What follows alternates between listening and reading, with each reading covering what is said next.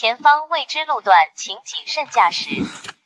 第一天送外卖就这么偏僻，真是倒霉。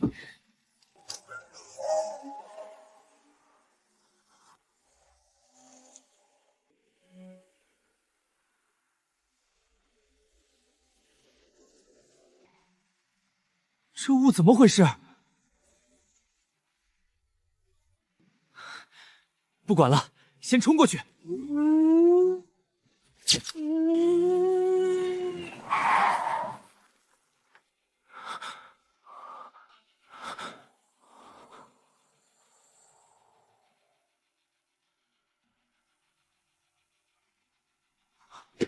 这是给我干哪儿来了？还是国内吗？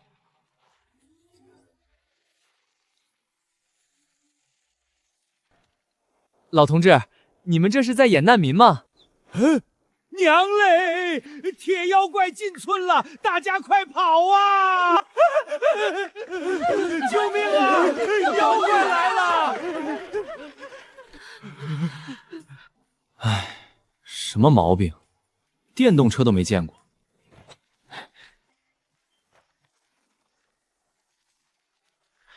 请问是谁点的外卖？快出来取餐！老天爷，这是千里传音！这是仙法，那人肯定是仙人。对，肯定是仙人骑着仙兽下凡了，咱们都赶紧过去拜见。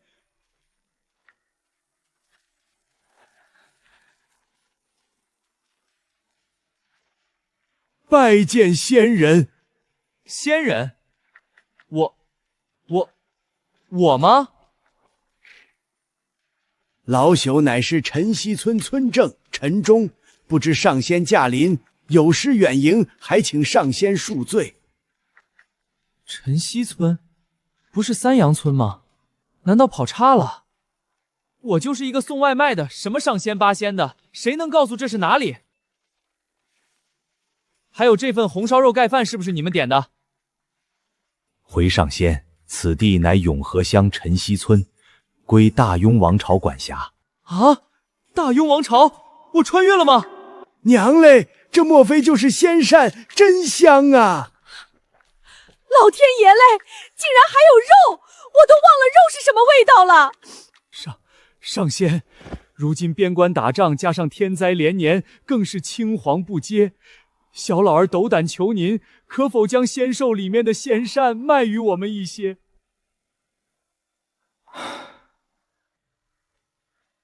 得了，现在这外卖也送不到地方了，就10块，便宜卖给你们。10块？上仙说的可是10文钱？10块？上仙说的可是10文钱？什么10文钱？上仙，就是这个。好家伙，老铜钱，这些要是带回去换成钱，妈妈的手术费就有着落了。对，10文钱。10文钱？爷爷，我想吃那个肉。上仙，我要一份。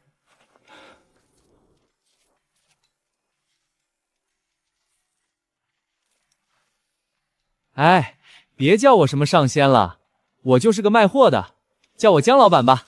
来，小虎，快吃吧，趁热吃。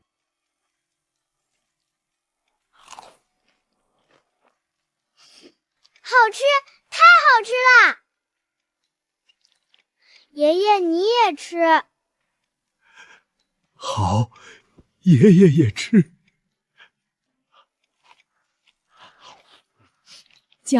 姜上仙，老身家中的娃实在饿得厉害，拿不出10文钱，只有5文钱，可否卖我一份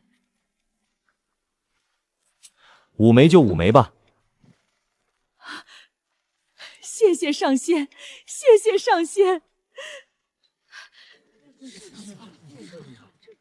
姜上仙，俺没钱，只有这株后山挖的野参，您看可否抵一顿饭钱？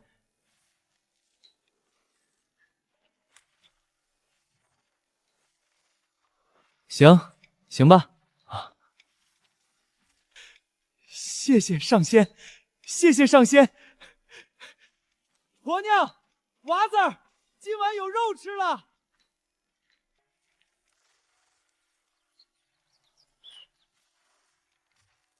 各位老乡，今天就到这儿了哈，明天我再来。江上仙，您明天当真还来？来，肯定来。明天我多带点货，你们想要啥也可以提前跟我说。旁的倒是不急，只需再带这红烧肉就好。就红烧肉？对，我家小女嫁去了永和乡，总听她提起永和乡的乡正好美食，若有好吃食能入乡正的眼，便可免去1年赋税。乡正，行，没问题。明天我多带点就是。如此便有劳上仙了。客气啥？你给钱我给货，买卖而已。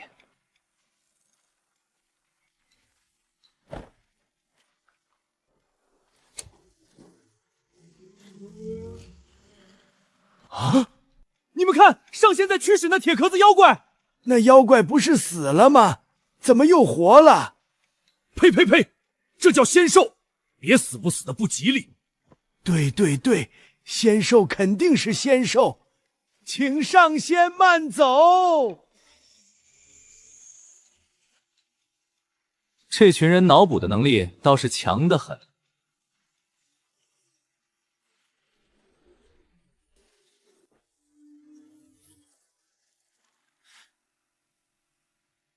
难道真穿越了？眼下还是将这些铜板换成钱，妈妈的手术费就有着落了。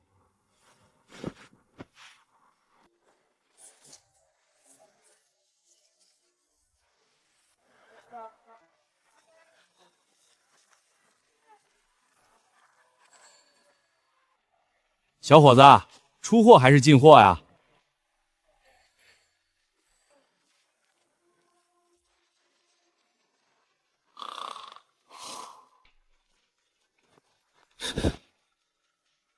有事儿没事儿？小哥，这东西收不？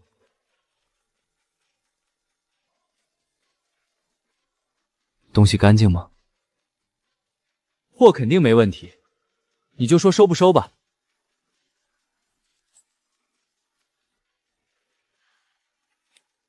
跟我来。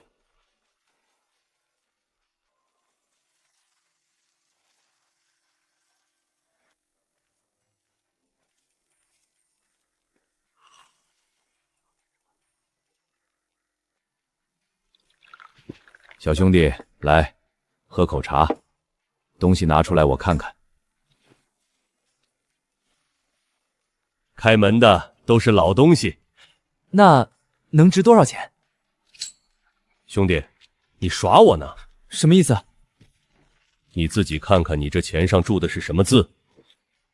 大庸，有什么问题吗？我干这行30多年，秦半两汉五照，你随便说一个，我都能给你讲出它的铸造年期、发行背景、存世数量。但你这大庸天包，上下5000年，20稀世翻烂了，你告诉我哪个朝代叫大庸？哼！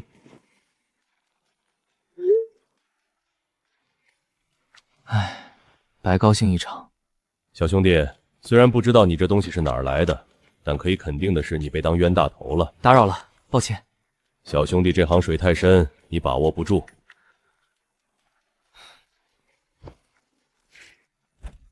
陈忠，你个老登！还有那个用野参白嫖的骗子，你们给我等着！对，还有野参，我真蠢啊！那小子真傻，被人骗了都不知道。年轻人嘛，都是这样过来的。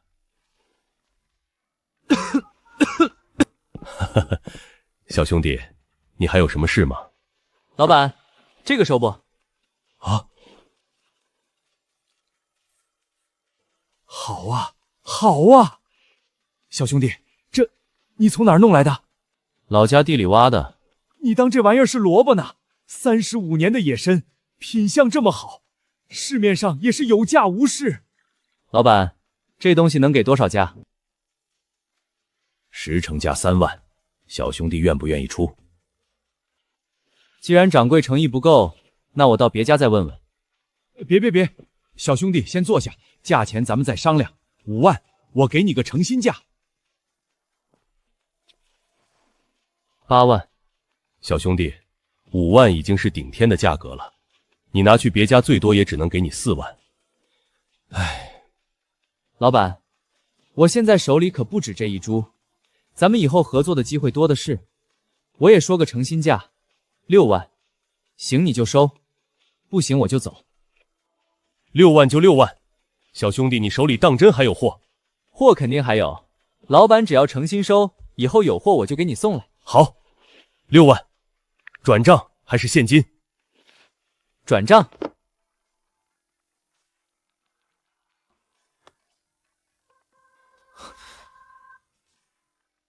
妈的手术费，总算有着落了。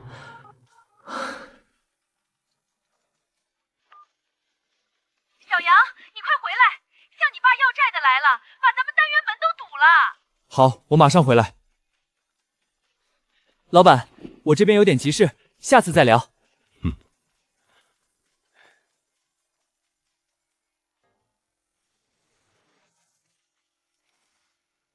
小子，你爸欠的那15万，什么时候还？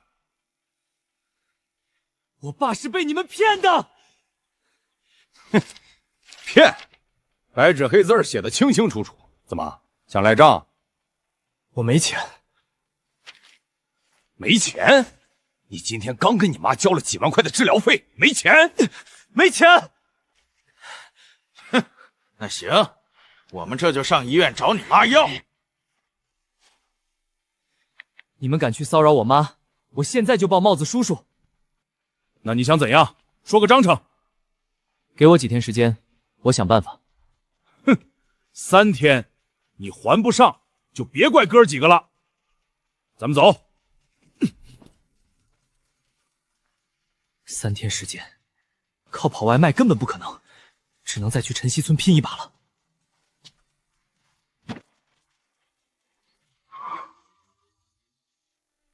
小伙子，这车你绝对放心，以后有朋友要买车，记得介绍给叔啊。好的，谢谢叔。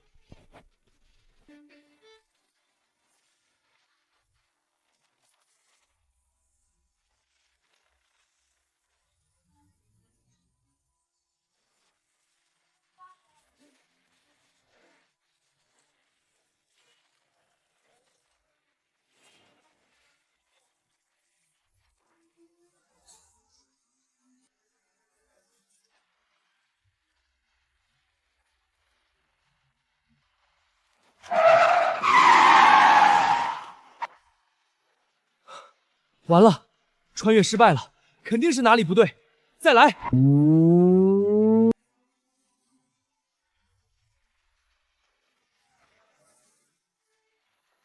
坑爹啊！我那15万怎么办？算了，回去再想想别的办法吧。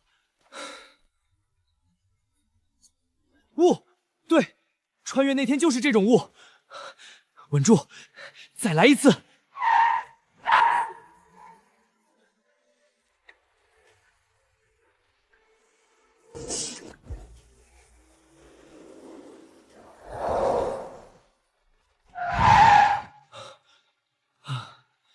总算回来了。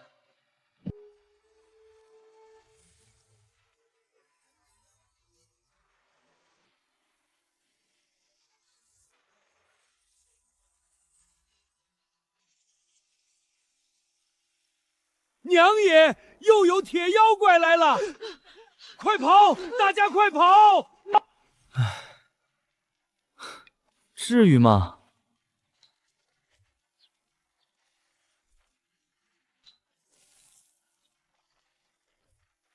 大家别怕，是我，姜老板。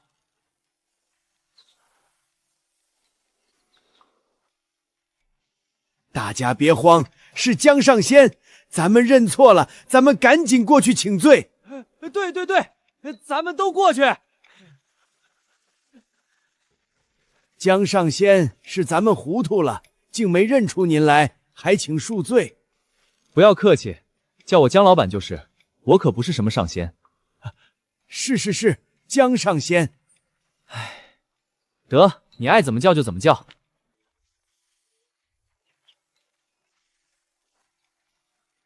红烧肉盖饭，这次带的多，谁要？江上仙，我要10份鲜鳝。上次我家婆娘没吃着，在家又哭又闹的。上仙，我要20份。小老儿上次吃过之后，感觉身体又开始焕发生机了。你那是缺少营养，货是有，不过上次答应了陈村正，要先紧着他那边。不过这次要是你们能拿野生或者其他野生药材来换的话，也可以换给你们几份。怎么了？野生药材在你们这儿不是随处可见吗？不瞒江上仙，药材确实不是啥稀罕货，但问题是去年开春的时候，一伙山匪在山上立了寨，从此就没人敢上去了。是啊，上个月隔壁刘家村有人偷偷上山采药，腿还被打折了。可恶的土匪！我那15万怎么办？老妈的医药费怎么办？江上仙，药材的话，现在估计乡里才有，咱们要不要去乡里看看？对，上仙，把这盒红烧肉盖饭带给乡正，说不准他一高兴就能给你些你需要的药材呢。乡正有药材？即使没有药材，银两肯定是有的。1两银子可是能换咱们1000文钱的。银子？1000文能兑换1两银子，1两银子能换800块钱。不对，我的红烧肉盖饭一份定价是10文钱，而我原本一份的价格是10块。我去，亏了！陈村正，这边的银子跟金子是怎么换的？上仙，您不知道吗？上界的规矩与这边不太一样。原来如此，咱们大庸的规矩，1000文大庸天跑可兑换1两文银，10两文银则可兑换1两黄金。10两银子按800一两算，撑死也就8000块。可1两金子呢？按照古制1两大概40克来算，现在金价1克就是1000多，40克那可就是4万多啊！发财了！上仙，老陈啊，事不宜迟，你去找辆马车来，咱们现在就去永科乡搞钱，呸，送红烧肉。上仙，咱们不乘坐您的仙驾吗？村里没有马车，只有一辆拉货的骡车，那速度可远不及您这座驾呀。此物过于惊世骇俗，还是不要太过张扬的好。原来如此，上仙深谋远虑，是小老儿愚钝了。铁狗子，你去把咱们的骡车牵来。好嘞。上仙，实在是需要您屈尊了。人人平等吗？不是，你做的我就做的。老大爷，把这些给大家伙分一分，先垫垫肚子，等我回来的。多谢上仙器重，上仙放心，小老儿一定办好。上仙，陈叔，骡车来了。上仙，咱们现在出发。出发。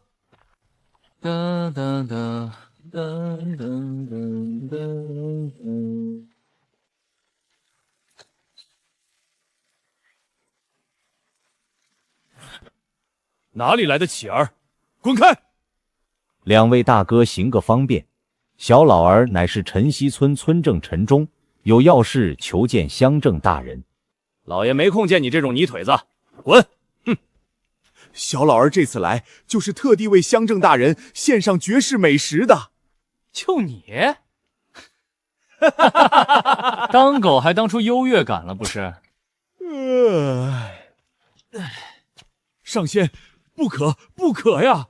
哟呵，小子，你再说一遍，谁是狗？谁回答谁是。哼！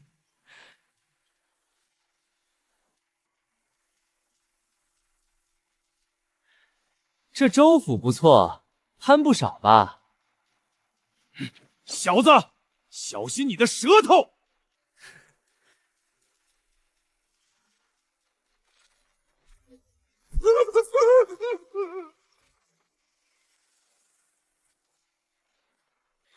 上仙饶命！上仙饶命！我还是喜欢你刚才那股桀骜不驯的样子。是小子有眼无珠，不知上仙驾到，还请恕罪。我俩够不够格进去坐一坐？够！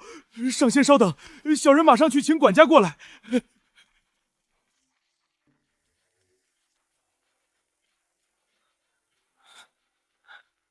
这人是你俩打死的？当值太累了，睡着了。你们州府也真是，多派点护卫轮值嘛。小子，你当老夫是3岁小孩不成？他是怎么回事？回李管家，就是睡着了。就是二位要给老爷献美食。小老儿乃是陈溪村正陈忠，听闻乡正大人酷爱美食，小老儿恰逢机缘寻得一位，特来呈于大人。这食盒倒是精致，只如何打开呢？香，太香了！老夫这辈子都没见过如此香的美食。能不香吗？后世的科技与狠活，你就吃吧，一吃一个不吱声。管家，要不我先帮老爷尝尝有没有毒？你不是睡着了吗？给我香醒了。二位，你们这吃食虽然闻着香，就是这味道嘛。味道肯定，想吃就直说，搞什么弯弯绕？小兄弟快人快语，只是不知二位是否有富裕。刚才店内谁的，就当赔偿了，一人一个。哈哈哈哈！小兄弟真是慷慨，往后定有一番大作为。500文一盒，一共1500。算了，不吃了，贵了。那100文，不许反悔。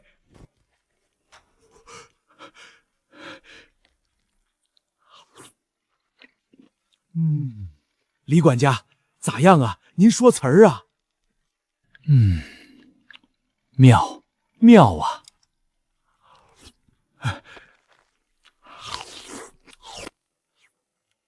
小兄弟，你这吃食可有名字？红烧肉盖饭。红烧肉盖饭，名字粗了点儿，却也极为贴合。这样，带上你所有的红烧肉盖饭，跟我去见乡正。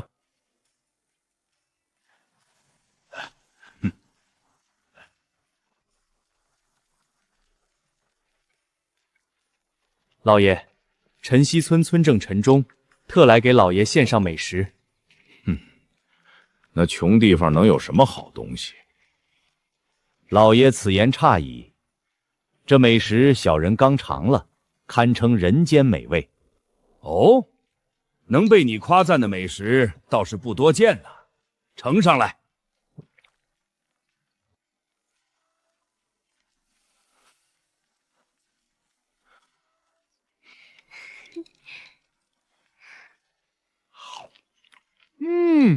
味儿真足，全部呈上来。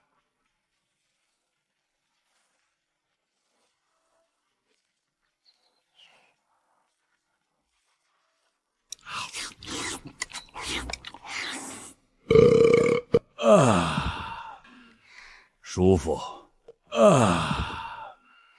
舒服。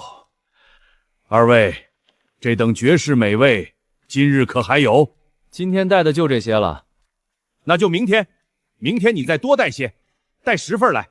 不，有多少带多少，我1两银子一份买你的。这红烧肉的工艺极为复杂，明天带不来。那3日如何？3日后你再送来。乡正老爷，具体多久我真不敢保证，但我可以答应您，下一批只要做出来，第一个就给您府上送。好，哈哈哈，一言为定。管家，去账房取50两纹银来，赏给这位江小友。是。乡正，这赏钱我能换成别的吗？哦，你想要什么？我是陈村正带来的，这功劳理应有他一份，所以烦请乡正老爷开恩，为他家免去1年赋税。就这？小子斗胆，想求几根30年份的野生。小友，你是在与我说笑吗？乡正此言何意？免除赋税的事情，莫说一个村正家，便是将你整村赋税都免了，也不过几两银子的事情。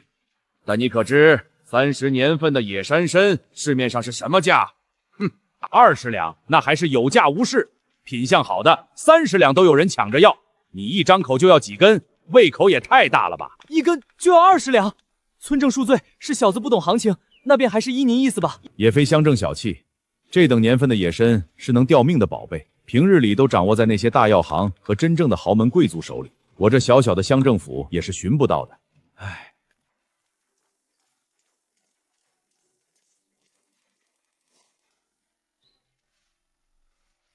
多谢乡正。晨曦村的赋税就免了。回去告诉村民，以后要多做美食献来。谢老爷，谢乡正老爷。都下去吧，本乡正睡会儿。50两银子换成金子的话，起码20万多，哈哈，发财！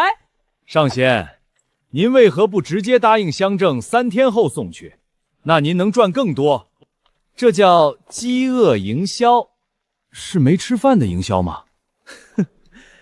以后你会明白的。好好赶车。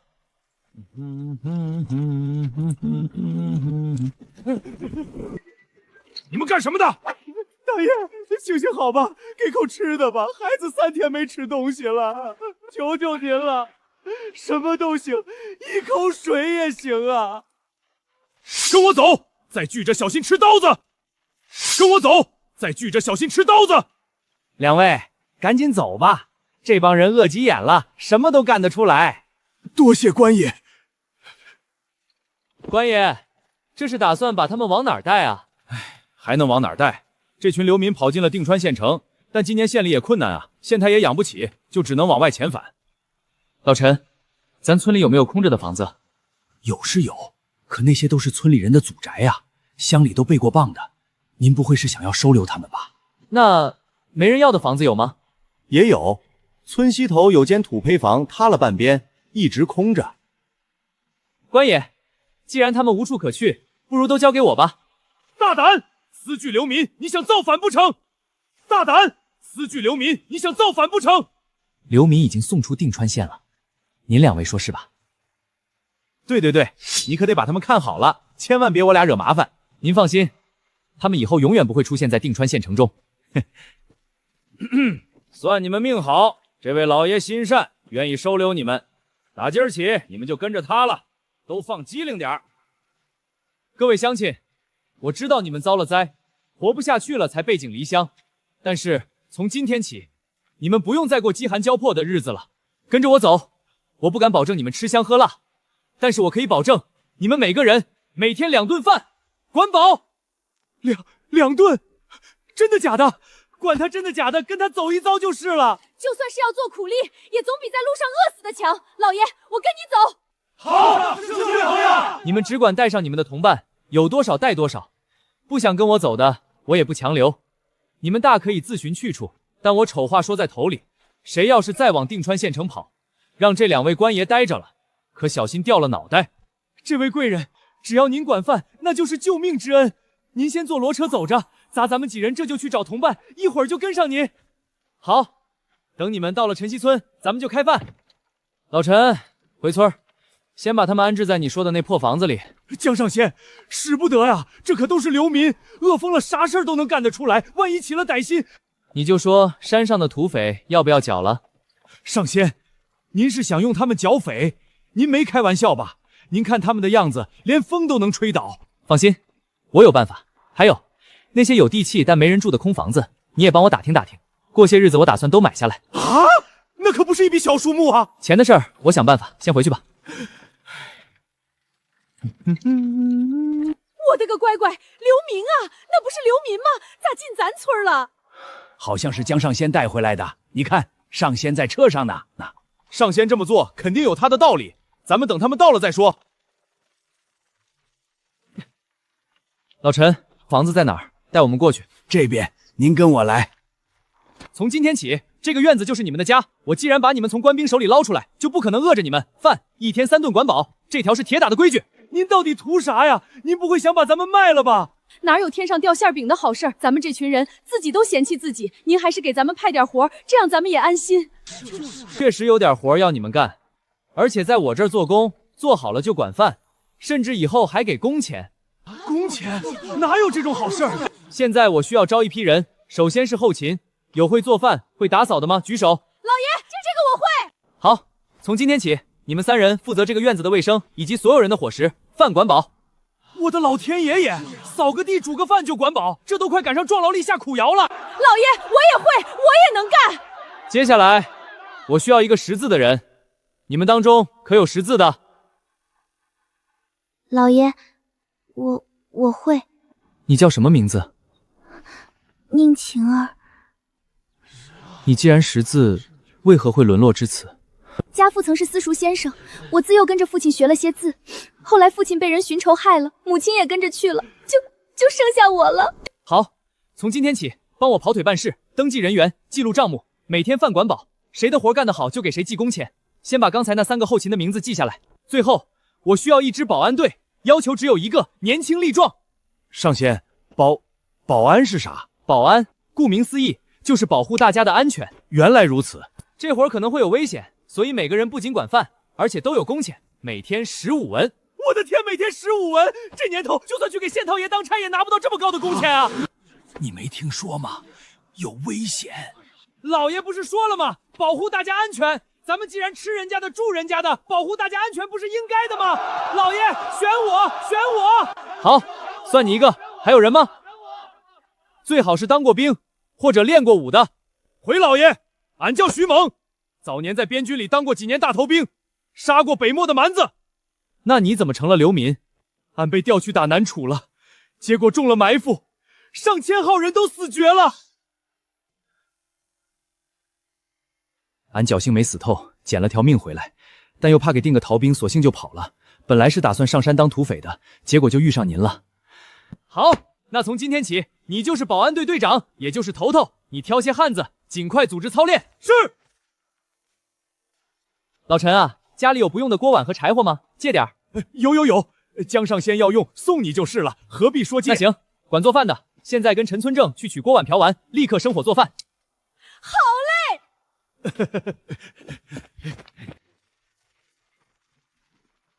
宁晴儿，吃完饭把所有人的姓名、年龄、籍贯都登记造册，别漏了。好，老爷。徐猛带上2个人跟我去搬吃的。要是把那里面的肉全偷出来卖掉，那可就发财了。哎呦，狗赖子你大胆，江上仙的东西你也敢偷？闭上你那臭嘴！我劝你不要多管闲事。怎么，拿人家东西还有理了是不？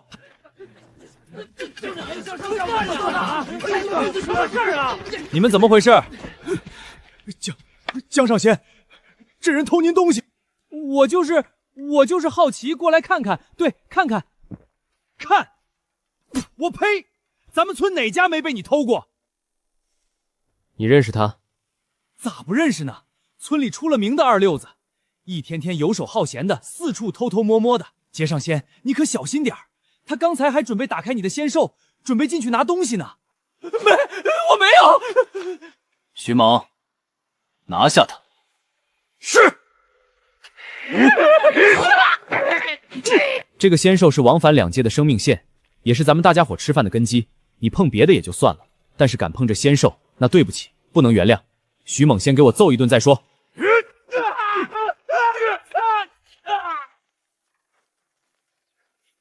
老爷，他晕倒了，丢后山去，以后不准让他再进咱们晨曦村。是。走，咱们搬吃的去。是。老爷，这铁大的莫非是神物不成？里面竟然还有吃食。先别管这么多了，大家都饿着肚子呢，先搬过去，以后你就明白了。是。各位老乡，吃食来了，一会儿煮熟了，大家伙都分一分。老爷，灶具都备妥了，柴火也烧旺了。来，我教你们这个怎么弄，这就是你们的吃食。只要把这面饼放进热水里煮个3分钟，用你们的话说就是小半盏茶的时间，再加上这料包就能吃了。老爷，这么硬的干粮，这点时间能煮软吗？这也太香了吧！老爷，我们真的可以吃这个吗？放心，这玩意儿在我老家那边不值钱，你先尝尝吧。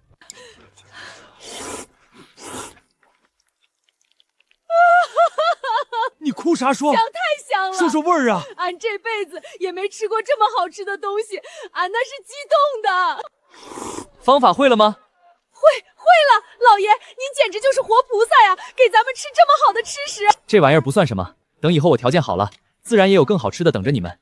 这边给你留几箱方便面，我要回趟老家，短则1-2天，长则3、4天。你看着给他们做，1天2顿，得让大家都有的吃。是老爷。老陈，一会儿跟我过去拿几箱给村上的老乡们都分点。好，多谢上仙。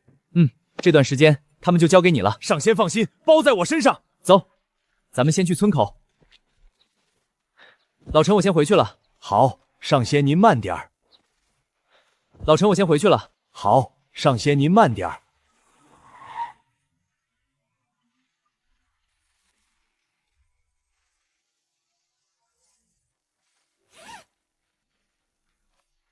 老板，这东西收吗？都是老东西，小兄弟你哪里弄来的？你就说你收不收吧。你有多少？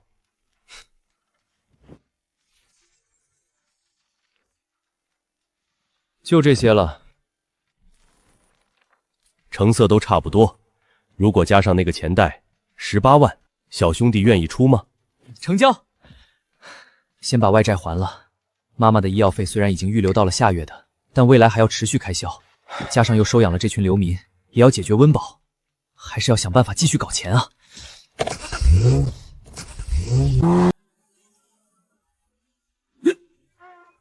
谁呀？徐猛，带上兄弟去跟我搬货。老爷，您稍等，我马上来。走，村口老地方。让兄弟们都把东西搬回去。你跟我去一趟老陈家。是。老陈，早啊。上仙，您这么快就回来？这不是不忍心你们饿肚子吗？今天吃食带的多，一会儿你去咱们那边拿上一些。多谢上仙。老陈，一会儿骡车借我用一下。您这是打算去乡里？咱们村还是太穷了，得搞钱才能发展更好。是，骡车就在村后牛棚里，您让人直接去牵就是。是，骡车就在村后牛棚里，您让人直接去牵就是。徐猛，你会赶车吗？咱当年马都骑过，赶个骡子还不是手拿把掐的？好，你去把骡车牵来，跟我去一趟乡里。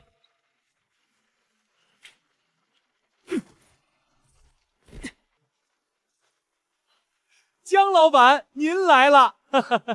两位和好久不见。姜老板，您是来见我家老爷的？需要通报吗？不用，您来了直接进就行。拿上东西，咱们走，给你们尝尝。姜老板，可算是把您给盼来了。嗨，李管家，咱俩就别客套了。姜小友，快坐！我这几天嘴里都快淡出鸟了，吃什么都没味儿，天天就想念一口红烧肉。你可算来了。这次给您带了10份红烧肉，还有一些板面。姜小友，你可太够意思了。谁不知道乡镇大人爱美食，自然是先紧着您这边了。好，管家拿去后厨热一热，我现在就要尝尝这板面的味道。姜老板，这板面如何个做法？拆开袋子，把里面的面饼全部料包打开，倒进大碗，倒入沸水，水位没过面饼，盖上盖子，焖上半盏茶即可。明白。小友这穿着如此怪异，可是胡人？乡镇老爷说笑了，在下是汉人，只是家乡那边穿着不同而已。原来小友来自远方，怪不得美食也与此间不同。不知小友家乡可还有别的新鲜事物？乡镇老爷慧眼，今日前来，一是给老爷送美食，二来还给乡镇夫人带了一些小物事。什么小物事？乡镇老爷叫夫人们过来，一看便知。去把夫人请来。是。不知姜小友到底出身何处？在下来自极西之地，跨过无尽沙海而来。极西之地，那岂不是有万里之遥？差不多吧。我就说嘛，你那红烧肉的滋味，大庸境内绝无仅有，原来是域外之物。那你是怎么来到此间？这个嘛，说来话长，一言难尽。老爷唤奴前来，所谓何事？今日姜小友带了稀罕物件，叫你过来瞧瞧。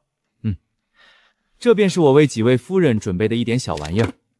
夫人，请看。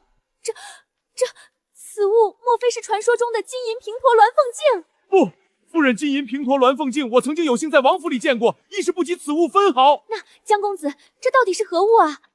此物是我从家乡带来的，在我们那边也是极为少有的稀罕物件，只有皇室才配拥有。它的名字嘛，叫做月辉浮光镜。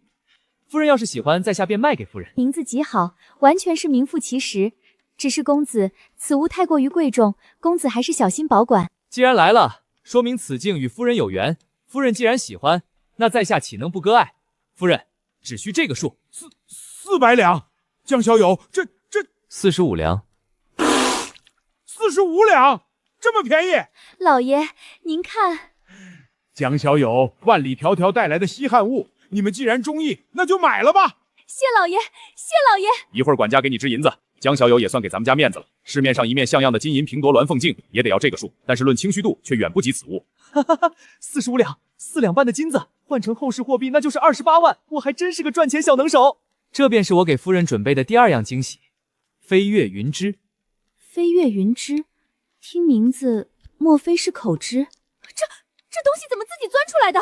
没什么稀奇的，这底下藏了个机关，转一下就出来了，倒回去又可以再次藏住，转出，转入，再转出。这根送给你们试用一下，涂在唇上便是。这口脂当真不凡，平常的口脂里掺着朱砂，总有一股土腥味，可这飞跃云芝又润又滑，唇瓣一抿就化开了，还散着一股子若有若无的花香味。这云芝也太服帖了，一笔下去就是一笔，不结块不发灰，颜色还正的不像话，妙，太妙了！公子，快说说多少钱一支？要是不贵，我就多买几支。5两一支。5两，老爷您看，奴家好喜欢。买，全买了。江小友可是从万里之外带来此物，以后不知什么时候买得着。谢老爷。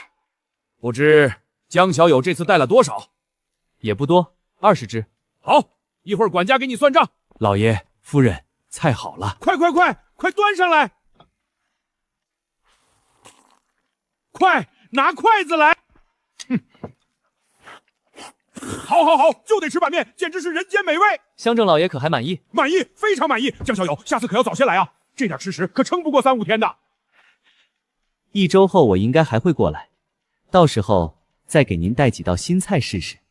甚好。李管家，去取200两银子来。是。乡正老爷，要不了这么多。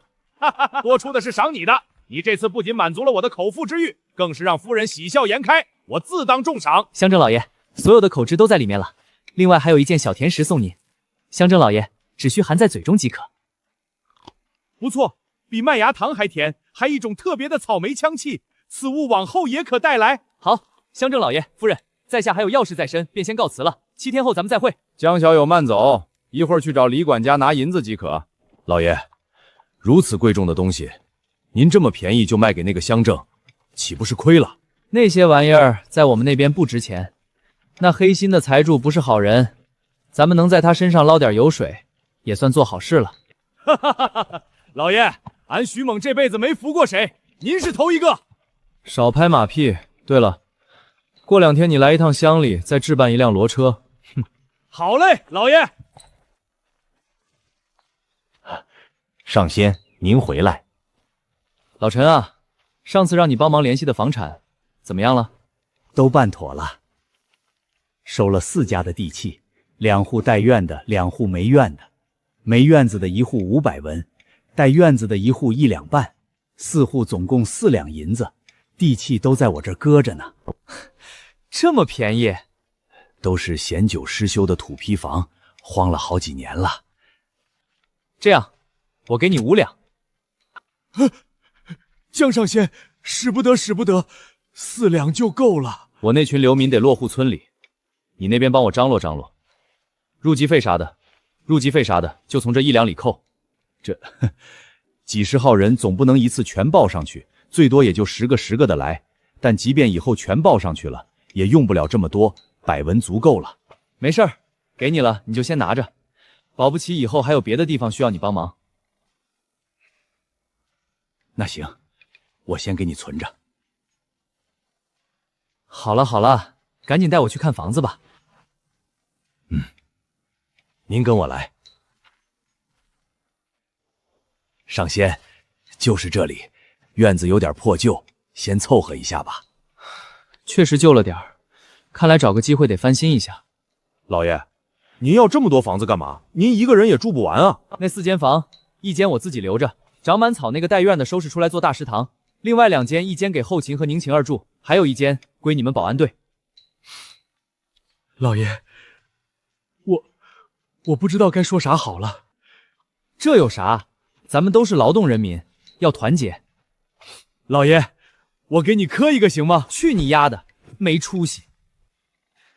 老陈，新盖房子好像需要原宅地吧？是的，得跟县里些申请，文书批下来后才能盖房。那恐怕还得麻烦你，给入了籍的流民申请一下原宅地。江老板，这群流民就算入了籍，身上也没钱啊，申请那玩意儿干嘛？这几间老房子终究不能住太久，入籍那边就先紧着宁晴儿、保安队和后勤开始办，办好了立刻给他们申请原宅地，审批下来后，先给他们1人盖1间。盖？这江上仙盖1间新房，哪怕只是个土坯房，可都至少要2两半银子呀。没事儿，钱的事情你不用操心，劳烦你当个事儿给记着，有进展了知会我一声就行。好的，老陈，咱俩先过去了，有事你吱个声就是。好的。愣着干啥呢？走，回村西大院。今天带来的吃食都放好了吗？回老爷，都放置妥当了。好，这边再给你们准备蔬菜和大米。村里我置办了房子，明天让徐蹦带你们去把院子收拾出来，尽快把大食堂给开起来。好嘞，老。咱们要实行自助餐式。啥是自助餐啊？就是每顿饭准备4、5个菜，装到大盆里摆着，任他们自己挑。白米饭也是一样，个人能吃多少就吃多少，不限量。任人吃。老爷，那这些菜怕是要不了几天就得见底。不必那么节省，既然说了让大家吃饱吃好，就得说到做到。这些菜本也不值什么钱，就按我说的办吧。是老爷。晴儿，大食堂那边你也得帮忙盯着，村里人来吃就不要收他们钱了。但有个规矩要先说明白，饭可以任吃，但不许浪费。谁要是糟蹋粮食，都给我记上，罚他们3天不准吃饭。是，老爷。安排2个保安队员看着大食堂。是老爷。谁敢浪费，俺首先削他。晴儿，以后记工钱什么的就由你来记。老爷，工钱用不了这么多银子，多余的钱先放你那儿。保安队或者后勤需要用钱的时候，就让他们找你支就是了。比如大食堂开业，肯定也要置办些桌椅摆凳，这些花销你看着办。明白了，老爷。老爷，这些是纸和笔。这就是纸？纸和笔你随便用就是，不用节省。用完了我再给你买新的。谢谢老爷。保安队现在有多少人了？老爷，报名的人倒是挺多的，现在符合要求的只有7、8人，人还是太少了。你去问村里有哪些汉子愿意来，工钱一样给。是。我要再回去一趟，给你们置办点家伙事，这里的事就交给你了。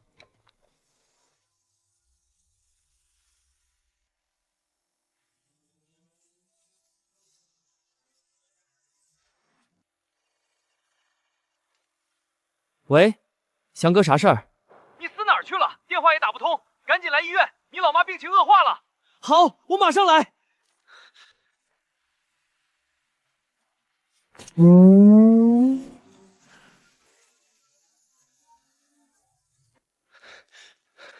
我妈呢？我妈怎么样了？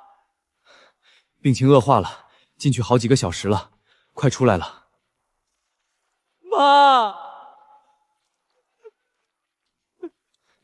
冷静点儿，等医生出来再看结果。谁是江阳？王医生，我妈没事吧？唉，情况很不乐观，你母亲出现了扩散的迹象，最多还有3个月。怎么会只有3个月了？胰腺癌本就是癌中之王，5年成活率极低，你母亲能坚持3年。已经是个奇迹了，小江，看开点吧。王医生，求求你，再想想别的办法行吗？花多少钱我都愿意。办法也不是完全没有，但那个办法对你们家来说，说出来也不过是徒增烦恼罢了。什么办法？你快说，不管什么办法，我一定办到。彭城有一家顶级的私立肿瘤医院，那里聚集了全国最好的肿瘤专家，有最先进的设备，能提供24小时的 VIP 监护，还有普通医院没有的进口靶向药。但那地方不是给普通人准备的，1个月的治疗加住院费就要15万，而且入院的门槛是预交3个月的费用。1个月15万，还要预交3个月，那岂不是上来就要45万？这还不算完，医院规定必须聘请院方提供的高级护工，24小时看护需要2班倒，2个人1人每月2万，也就是说，你住进去之前就要先拿出57万。那能延长多久？你母亲现在的情况，即便有那样顶级的团队和药物吊着，乐观估计也就能延长1年半，极限的话不会超过3年。小江，这不是有没有钱的问题，是没有意义。花几百万只是为了多受几年罪，换不来根治。听叔一句劝，看开点，好好陪陪你妈，而且你也根本没钱，不是吗？我有钱。江阳，你别犯糊涂，那是57万，不是5700。你要是敢做犯法的事儿，阿姨怎么办？你想让她看你去蹲耗子吗？小江，我知道你难受，但千万别冲动。王医生，麻烦您现在就帮忙联系涅槃肿瘤医院，立刻安排转院的事宜吧。你认真的？认真的。香哥，帮我守着我妈，我去搞钱。搞钱？你要去哪儿搞钱？卖了你那破面包车，还是卖了你家那老破小？就算都卖了，也连10万都凑不到。放心吧，我保证钱都是干净的。江阳，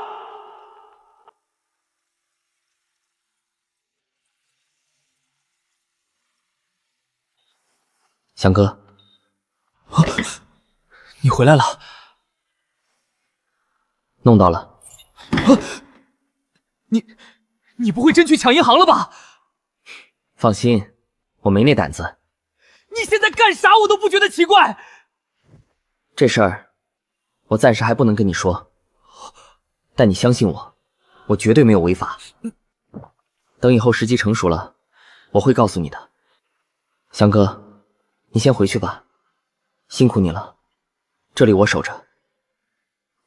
行吧，明天一早我再过来，跟你一起给阿姨办转院。去彭城太远了，你跟我客气个蛋啊！远点咋了？路费我自己掏。我不是那个意思。行了行了，老子快饿死了，走了。你自己好好想想3个月后的费用要怎么办吧。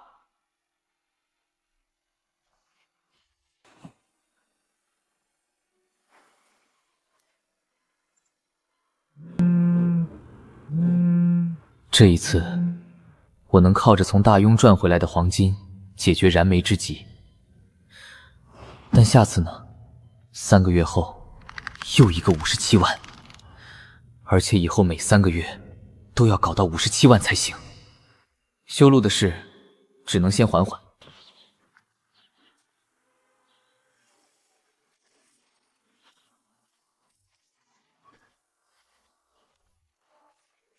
面膜、口红收割贵妇，药膏、消毒水解决流民皮肤病，镜子口红做奢侈品，鱼竿墨镜剃须刀卖给乡绅宾客。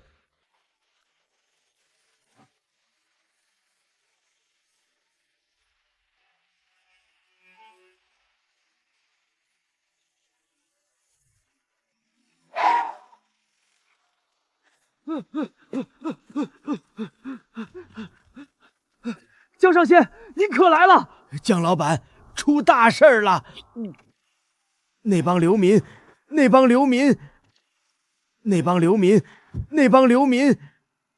民怎么了？那帮流民身上带着瘟疫，村里好多人都染上病了，您快把他们都赶走吧！滚出我们村！对，快点滚！你们这些灾星、瘟神，都是流民招来瘟神，江阳就是瘟神，把江阳和流民全部赶跑！赶跑流民！赶跑江阳！乡亲们，冷静一下。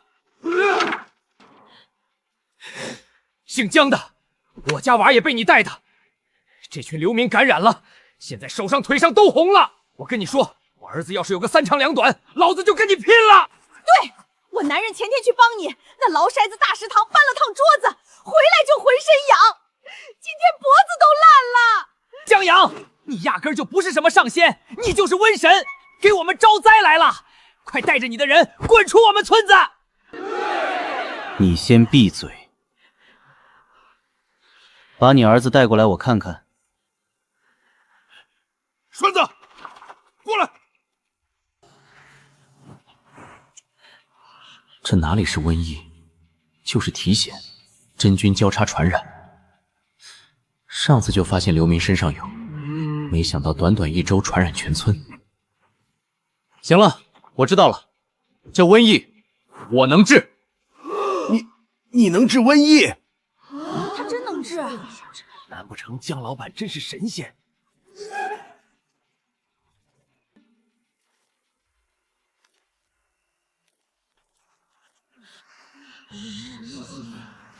栓子，过来。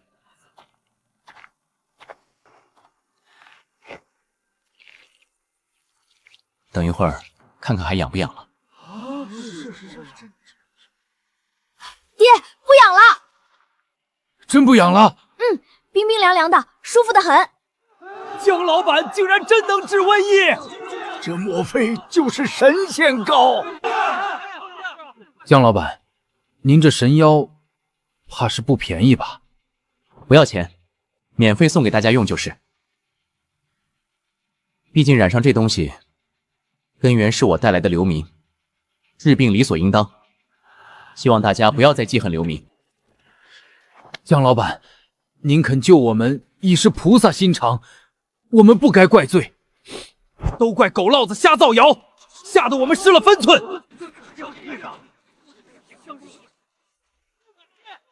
保安队何在？在。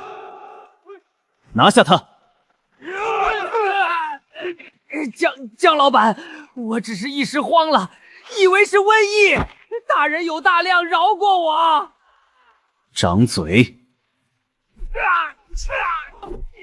丢坟地去，反省。俺的命好苦啊！许哥，你别哭了，我害怕。老爷，您别过来，管哭还身的，我得了瘟疫，万万不能传染给您。起来。老爷，俺这辈子最大福气就是跟您，可惜命薄，以后没法伺候老爷，下辈子还给您做牛做马，只求死后给俺立块碑，别当孤魂野鬼。传染你个大头鬼，得的就是体癣，抹上药几天就痊愈，死不了人。不是瘟疫，不会死。哈哈哈哈！俺就说战场上那么凶险，俺都活下来。俺娘说俺是长命人。嘿嘿嘿。凉飕飕，真的不痒了。老爷您真是什么都会。少拍马屁，叫上所有人跟我搬物资，还有大院子全部要消杀一遍，不然还会反复传染。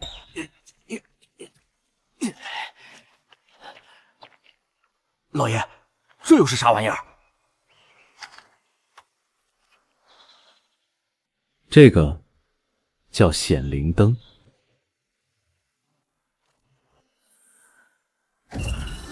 我的娘哎！墙上有邪祟小妖。这就是让人得体免的小妖，肉眼看不见，专钻人皮肤。拿消毒水喷上去，紫光下就像被溶解了一样，就可以灭杀。徐猛，带领所有人，大院每一寸全部消杀。显灵灯拿着。嘿嘿，老爷放心，哪里照出绿光就往哪里喷。俺把这些妖魔邪祟通通杀光。晴儿，大食堂那边进度怎么样？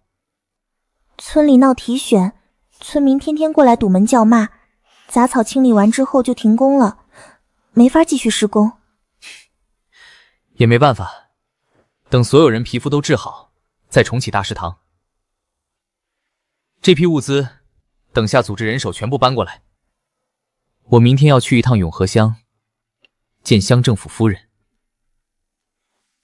修路队不要闲着，明天开工，先开挖旧路面。路基材料我下次穿越再带过来。知道了，老爷。出发，永和乡乡政府。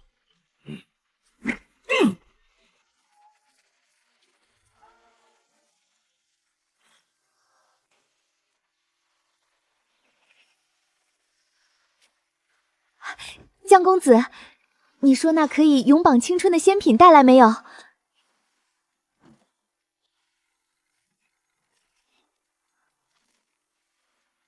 此物名曰芙蓉青露，天山冰露、芙蓉花精华炼制而成。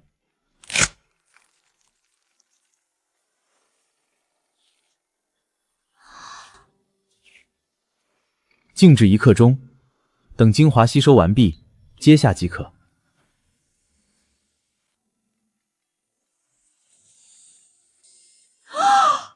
一张之后皮肤就这般水嫩透亮。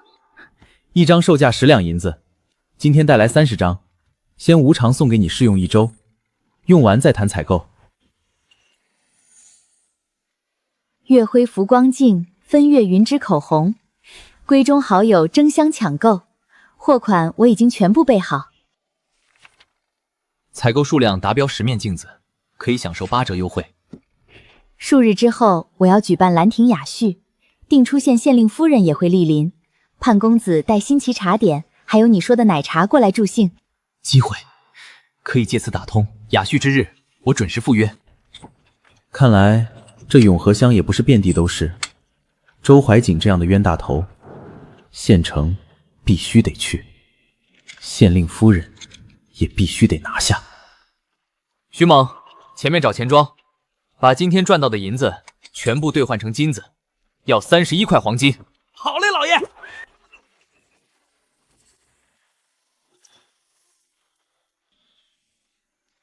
这26两富余银子交给你，用于结算工钱、日常开销，还有修缮那4间土坯房。我该回去了，徐猛这里就交给你了。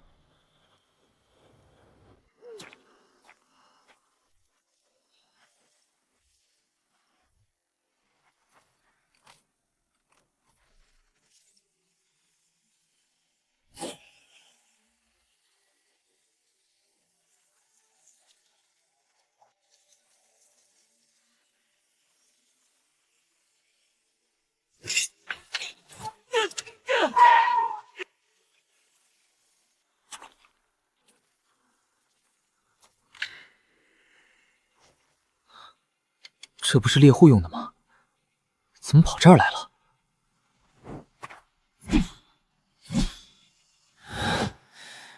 这是有人故意整我呀！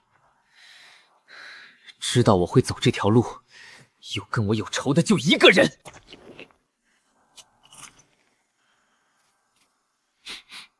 诱捕粉，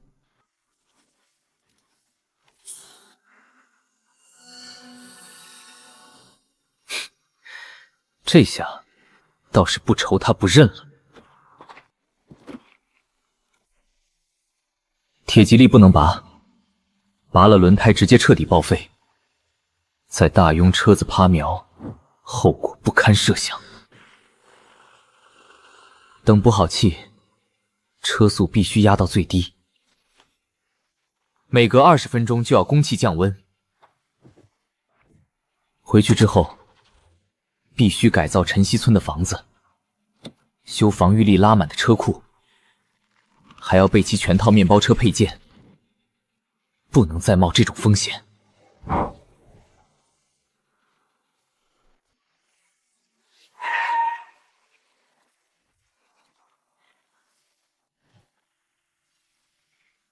喂，道路救援吗？我车轮胎被异物扎破，位置在……狗赖子，这晨曦村，你没必要再待了。嗨，三婶啊，不是我跟你吹，我现在手底下管着70、80号人呢，你快别让小杨奉货了，跟着我干得了。妈，表哥。洋洋来了，你那边忙就别老往妈这边跑，这一来一回的花钱不说，人也折腾。没事儿，酒楼那边刚供完货，这2天有空。这不是听说我三婶住院了吗？正好我现在就在彭城工作，顺道过来看看。顺道？两手空空也好意思说顺道？小杨啊，不是我说你，三婶这个情况你还折腾啥呀？在家保守治疗不就行了？还送彭城来，这医院一个月少说也得1万块钱吧？你就跑个外卖才能赚多少啊？还这么败家，是不是又去借网贷了？洋洋，咱可不能再垃圾话了。你爹走的时候欠的那些钱，还不知道啥时候能还完呢。妈，放心吧，没借网贷，都是给酒楼供货赚的。哼，就你，啥酒楼一个月能给你发1万啊？算了，别的我也不多说了。既然你来了彭城，就别回去了。我这会儿在这边当着外卖站长呢，手底下管着几10号人，你直接跟我干，好好跑单，一个月起码能有个7、8千。8000块，2两银子，够买他2份预制菜的。三婶儿，你也别在这儿住了，净花那冤枉钱。那些大夫就专挑你们这种不懂行的仔。要我说，让小杨在这边租个单间，把你接过去直接保守治疗算了。表哥，这个点你不用忙吗？我一个站长谁管得了我？爱去哪儿就去哪儿。一会儿就赶紧给你妈办出院，完事我开车带你先去站点，把服装领了，再和你找房子去。对了，服装费得交1000块钱哈。哪里是探望，分明想来我身上捞钱。表哥，我家的事儿就不劳您费心了。妈，这边住的还习惯不？有啥需要的你就跟我说，咱家现在不缺钱。儿啊，你表哥说的也有道理，不行就给妈办出院吧。住这么好的地方，妈心里不踏实。再说了，咱家还欠着你二伯家3万块钱呢。妈，表哥家那3万，2周前我就还了。咱家亲戚里面现在谁也不欠。还了？你拿啥还的？奖金啊。前阵子供货的酒楼那边，老板的儿子走丢了，我帮忙找到的，人家给了我一笔钱。我说怎么脾气都硬了，这是发了笔正财啊！可惜啊，走了点狗屎运，就不知道自己姓啥了，还住这种医院。表哥，看在亲戚的份上，我不想跟你闹得不愉快，但请你说话注意点分寸。我们家的钱，我爱怎么花就怎么花。行，不就赚了几个臭钱吗？这给你牛的，我看你钱花完了怎么办？到时候可别又哭丧着脸跑我们家借去。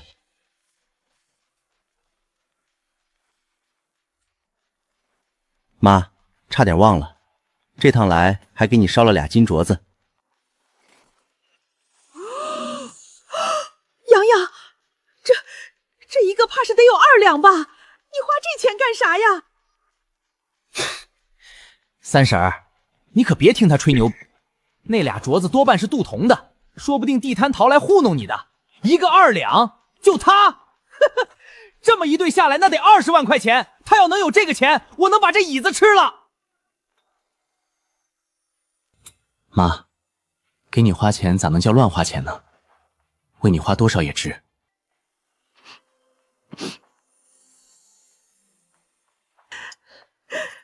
好了，妈，你先休息着，我跟表哥出去说会儿话。表哥，我妈生着病呢，需要安静，咱出去说吧。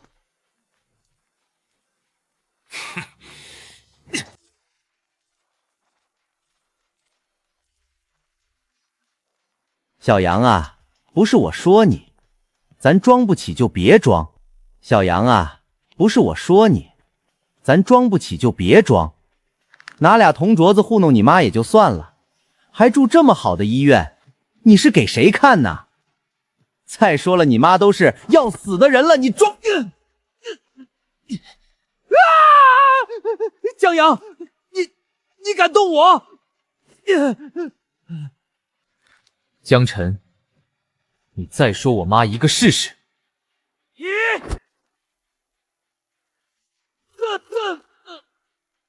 哎呀，救命啦！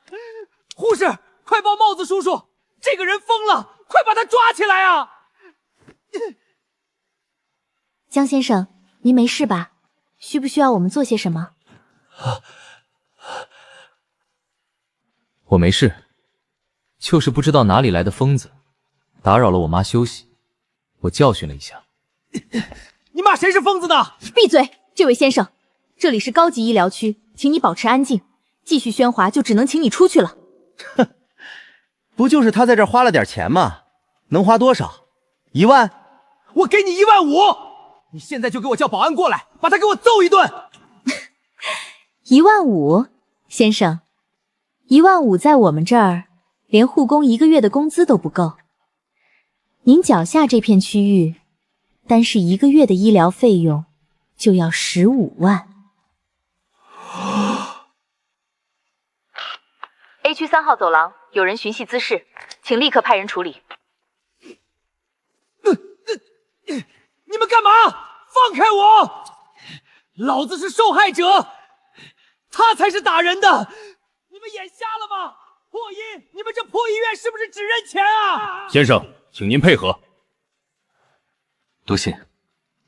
江先生客气了，维护院区治安本就是我们分内的事儿。那没别的事，我就先走了。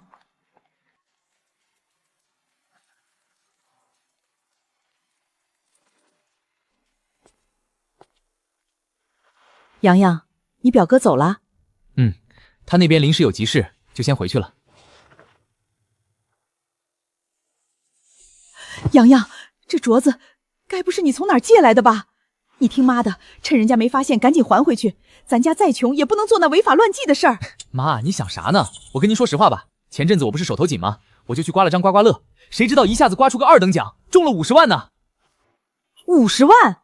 别糊弄你妈，那奖金还能让你刮着？真的，我发誓，我要是骗您，就让我这辈子都讨不到媳妇儿。呸呸呸！胡说八道什么呢？瞎发什么誓？哎，娘信你，娘信你还不行吗？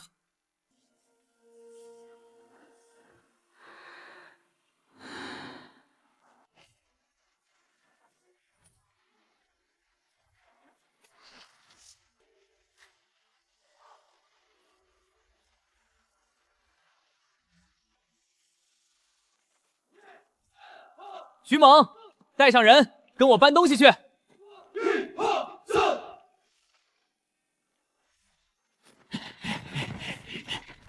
老爷，您可算回来了，这次又带啥好东西了？这次带的东西里有一部分是给你们的好东西。难不成是发媳妇儿了？想啥呢？别愣着了，跟我去看看吧。这是啥呀？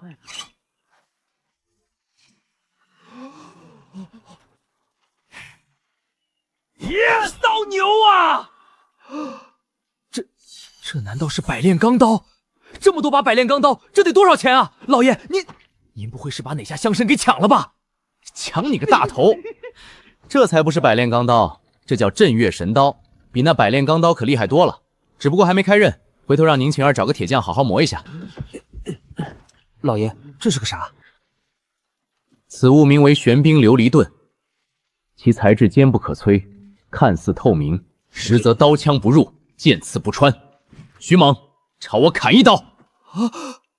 不行不行，老爷，这刀虽然没开刃，但头重脚轻的力道肯定不小。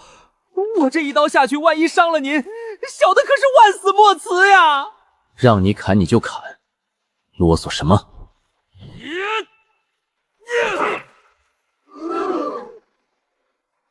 别跟个娘们似的，行不行？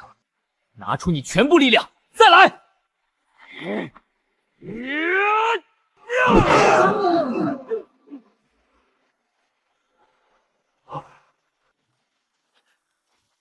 如何？世上竟有如此坚固的宝物！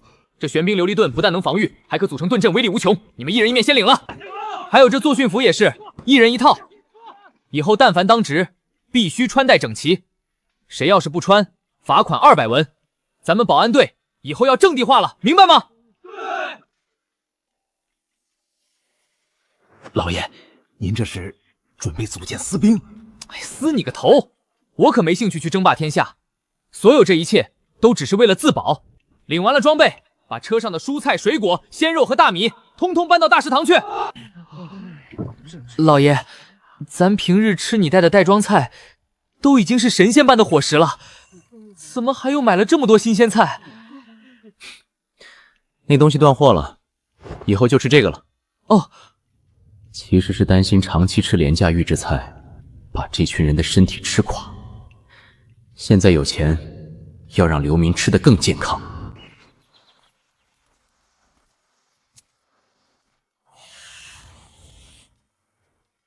不错，记得很详细。食堂这边准备的如何了？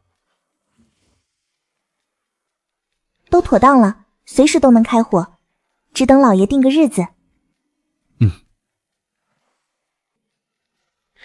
一会儿保安队会把菜、肉和一些蚝油、酱油之类的送过来，你吩咐他们归立好。老爷，您说的酱油、蚝油都是些什么呀？老家那边独有的调味剂，晚上我会过来一趟，教他们怎么用。明白了。行，我先去趟乡里，其他的等我回来再说。徐猛、罗车牵来。得嘞。晴儿，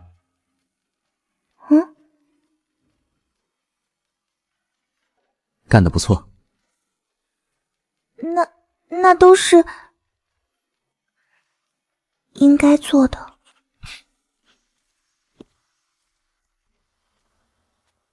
江小友来了。怎么回事？面膜过敏，还是预制菜吃坏肚子？乡镇老爷，夫人呢？徐猛，你先去前院等我吧。江小友，你收留的那批流民，是不是该给我一个说法了？消息泄来已经没用，私寄流民罪名可大可小，这不是问罪，这是要谈条件。没错，人是我收的。当初看他们快饿死了，于心不忍，便随手救了。后来瞧他们还有把子力气，就留着给陈霄村修路盖房。如今路已经动工了。这么说来，你倒是在行善积德。谈不上，算是回馈村里吧。村里给流民安排了住处，自然也让村民们沾些光。那你可知，无故收容流民，形同巨枭，按我大庸律法当斩。还有，你组建的那支什么保安队，又是何意？你想造反吗？望尘山匪患不绝，我组建保安队，不过是为了护卫乡邻，自保而已。至于私聚流民的罪名，这罪名对小人而言确实是灭顶之灾，但对乡镇老爷您来说，不过是动动笔，给他们补个户籍的事。罪与非罪，全在您一念之间，不是吗？我为何要帮你？难道就凭你那几道吃食和一些胭脂水水？区区几份吃食和一点胭脂水水的抽成，断然不足以让老爷冒此风险。既然如此，不如老爷您开个价。你那芙蓉清露却是奇物，夫人用了之后，脸上的细纹都淡了不多，瞧着年轻好几岁。只是这价格……老狐狸在这里等我，夫人若是喜欢，日后我便按8折共计，如何？不，7折。7折？那也要7两银子一张。我这小小的乡政府，一年到头也没多少盈余。唉，6折，不能再低了。5折。一张面膜成本15块，5折依旧利润爆炸，换取乡镇保护伞，血赚。好，5折就5折，只求老爷日后多多关照。江小友果然是爽快人，哈哈哈！明日你便让陈忠带上所有流民的名单来，我立刻安排人给他们上户籍。不过嘛，下个月县里的巡查就要下来了，你那保安队最好还是要有个名正言顺的由头。老爷的意思是？望尘山那伙山匪也盘踞了2年了，我也不指望你能全端了，但若是你能杀几个小喽啰，我便可为你上书县尊，为你讨个乡团义勇的名号。届时你这队伍不但可以留着，还能借此事把你推荐上去，让你在我手下当个理正。老狐狸，功劳是周怀瑾的，打仗风险全归我。但是现在我需要他的庇护，如此便多谢乡镇老爷栽培了。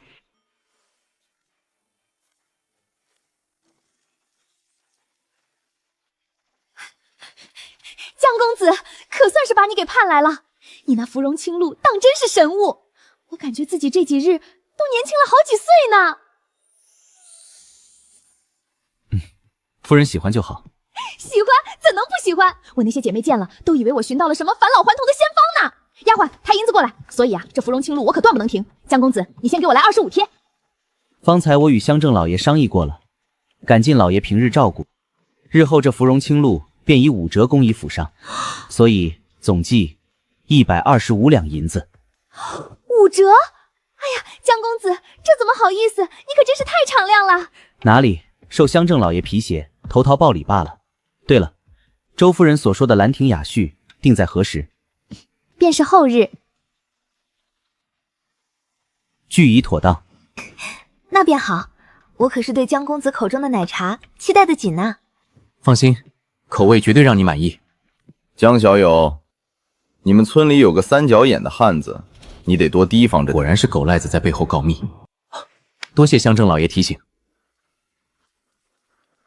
身上带着170两银子，留在大庸当流动资金够用。银行卡现金80多万，暂时不用动。催收短信继续无视。直接杀狗辣子不妥，罪不至死，但是留着必是祸患。周怀瑾希望我剿灭部分望尘山匪，换取名分，我得想个办法。不止颜色好看，味道更好，都尝尝。我的娘哎，这也太香了！这比您之前带的那袋装菜还要更好吃。菜谱我都写在造访本子上了，你们日后照着做就行。丑话说在前头，这些调味料严禁私自带出食堂，更不许将配方泄露出去，否则你们从哪里来的就回哪里去。老爷您放心，我一定看好他们。晴儿，你出来一下。老爷，这是什么果子？红不红，紫不紫的？这叫车厘子，老家那边的特产水果，但是不能吃啊。明天食堂开业，把这个摆在最显眼的柜台上，旁边立个牌子，写上兰亭雅序贡品，请勿触碰。有人问，你就说这是我特意为县令夫人准备的。既然是给县令夫人的，我自有我的安排。好的，老爷，为何要摆在食堂里啊？狗赖子，我拉不死你！时辰到，有请江老爷上台剪彩。江老板刚才那下是啥意思？俺猜江老板那是警告咱们浪费粮食，下场就跟这布条一样。咔嚓！诸位乡亲，今日咱大食堂规矩还是要重申一遍，饭菜管够，米饭管饱，大家敞开了吃。哎呀，晓得了晓得了，江老板快开饭吧，俺都饿一上午了。好，那诸位就里面请吧。都不许抢，排队，想打菜的一个一个来，谁敢乱，休怪我这刀不长眼。乡亲们都别着急，菜和饭多的是，保证大家都能吃饱的。来，这位大伯，您是第一个，请。晴儿丫头，那是啥果子啊？闻着香甜的很，能给俺一颗尝尝不？婶子，这可不行，老爷交代过了，这是要送给县令夫人的，宝贵的很，谁也不能碰。很好，上钩了。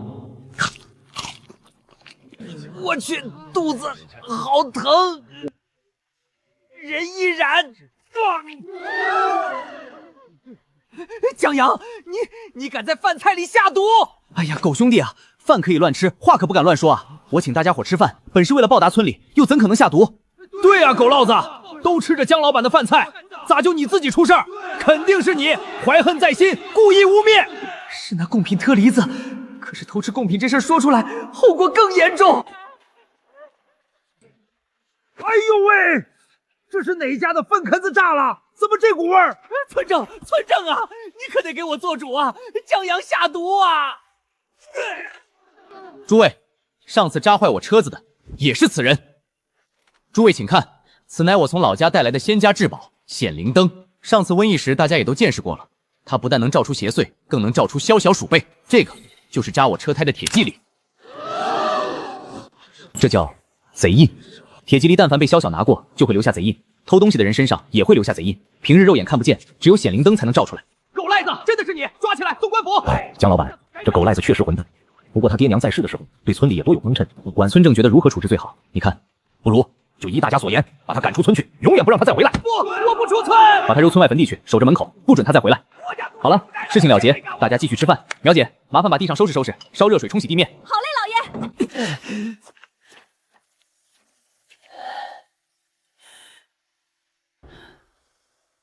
村子回不去了。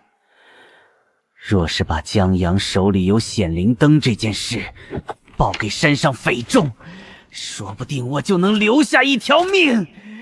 江阳，你给我等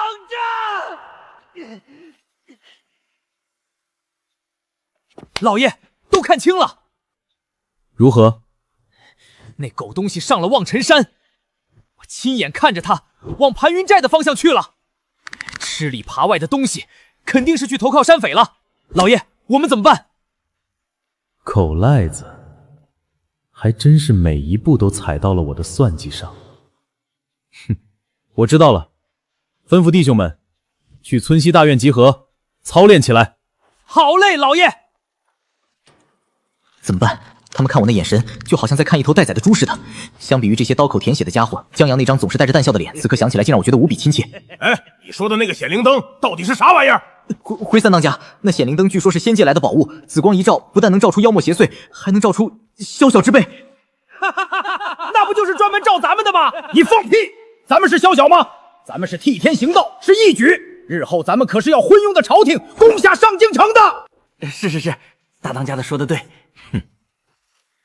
就凭你一张嘴，也想让我们信你？谁知道你是不是官府派来的探子？来人！不是，大当家的饶命啊！把他给老子拿下，好好审一审。不是探子啊！说，你到底是不是官府派来的？我真不是。还敢嘴硬！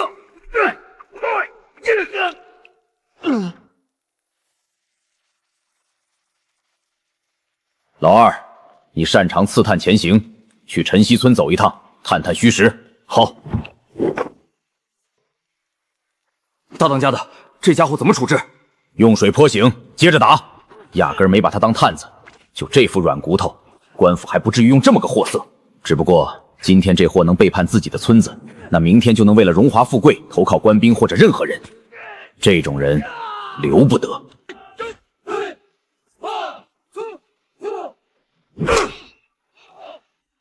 盾阵训练很顺利，接下来反复磨合，队伍战斗力就能成型。把狗赖子逼上山，就是为了引蛇出洞。望尘山地势险要，盘云寨易守难攻，寨中山匪更有200-300号人，哪怕是拿人头填，都未必能攻下对方的寨门。所以，最好就是让对方下来，对方在不清楚虚实的情况下，也不会大规模下山。最多就是派几十号先头部队，到时候他自己利用装备优势，绝对能发挥出最大战力，做到无伤歼敌。这样一来，乡政交代的任务也就算完成了。至于灭了盘云寨，那还得从长计议。我还要布置陷阱，多给山匪们准备几道开胃菜。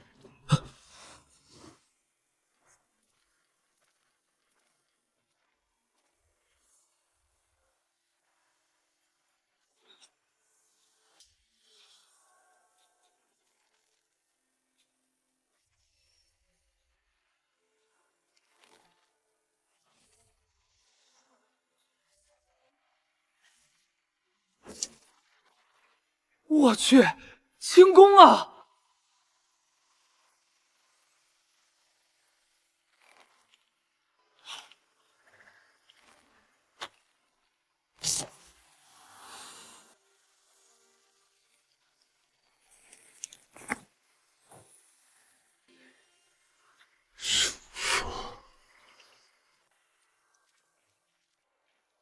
老二，咋样啊？下面到底有没有官兵啊？没有。那江阳如何？会不会功夫？有没有见着那显灵灯？显灵灯没看到，江阳没有武艺，就这些没了。既然如此，老三，你点上80个兄弟，后天晚上过去走一趟。没问题。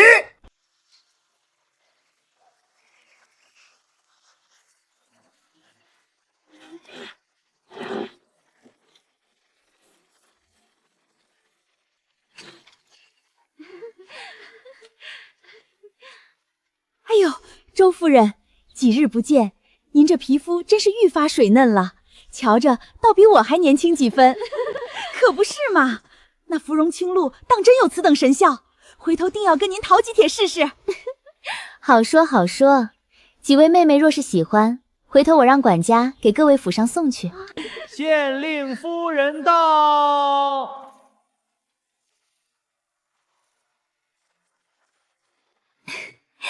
张姐姐，可把您给盼来了。路上耽搁了，没误了时辰吧？哪里的话，您到了，这雅叙才算正经开场嘛。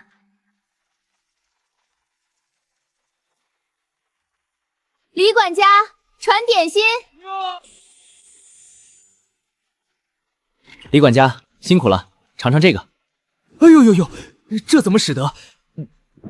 还是给夫人们留着吧。放心，数量足够。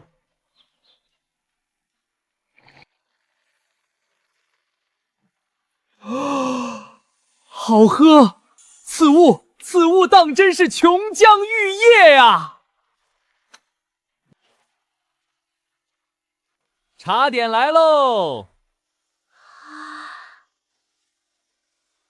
呀，这点心做的也太精巧了，这蝴蝶翅膀上的纹路都看得见。这小船是啥馅儿的？闻着好香。诸位姐妹，今日这些茶点全是这位江公子从西域带回来的，在咱们大庸可是吃不到的。哎呀呀，这也太好吃了，又香又酥，甜而不腻。这里面的果仁又香又脆，口感好生奇妙。这般精巧的茶点，想必不便宜吧？不贵，一碟只收1两银子。1两？这价格倒也合适。江公子，晚些给我装2份。对对，我也要1份，还有我要3份。夫人，下一道茶点是否现在上？烦请公子把那蛋糕和奶茶都端上来吧。好。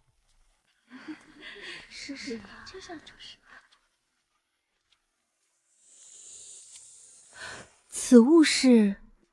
此物名为象之冰酪云顶糕，也可简称为云糕。象之冰酪云顶糕，倒是个雅致的名字。象之如玉，冰酪消暑，云顶2字更见其形之精巧。光是听着便觉清甜凉润扑面而来。张姐姐说的是，不如就由您来品尝这第一块，我倒的确是好奇的紧。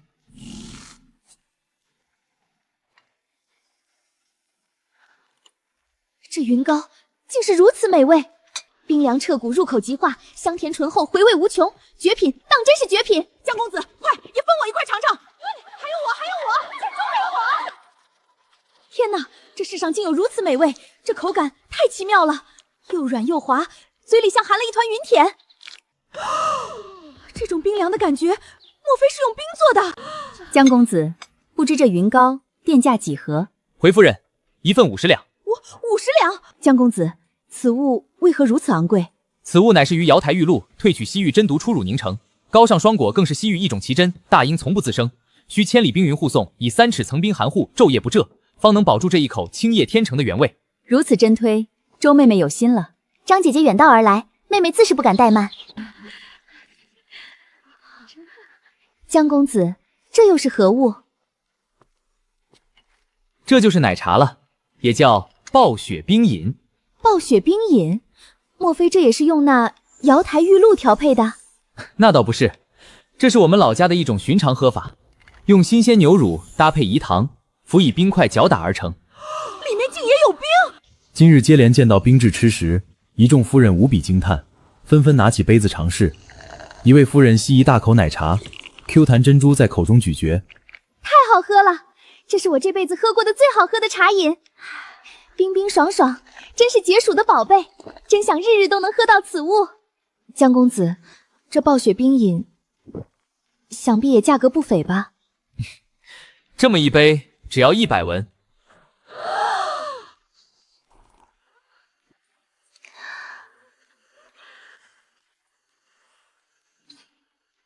县令夫人这轻轻一点头，胜过万千夸奖。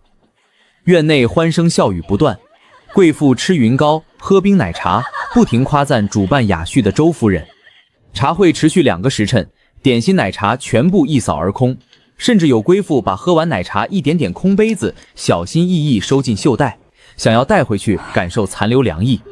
江公子，你那云糕和冰饮的方子可愿出卖？来了，果然没有女人可以抵抗这套诱惑。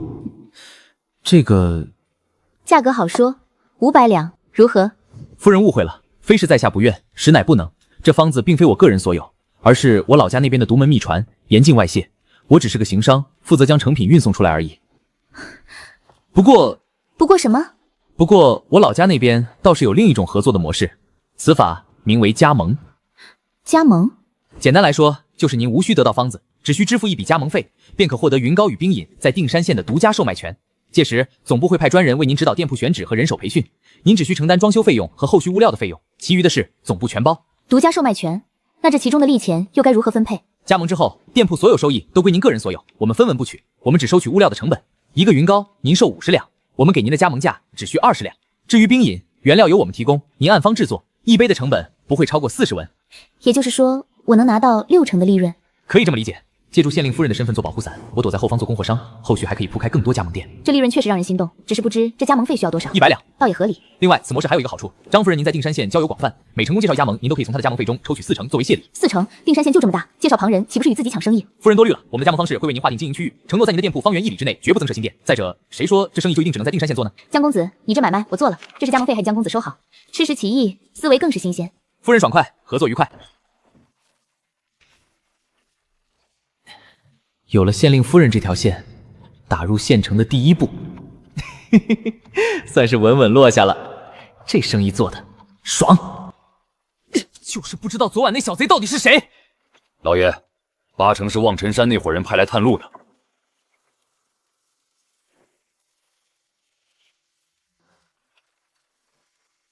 盘云寨里竟还有轻功高手，哼，倒是我小瞧他们了。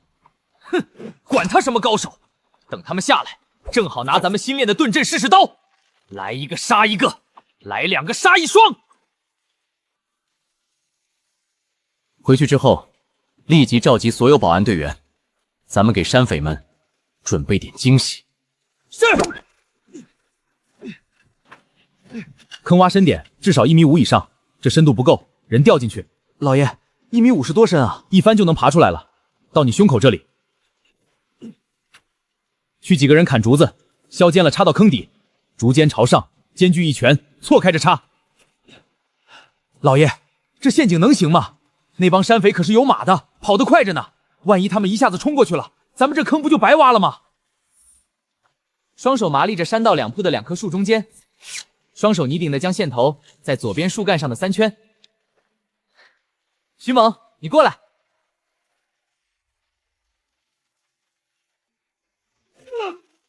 我去，好疼！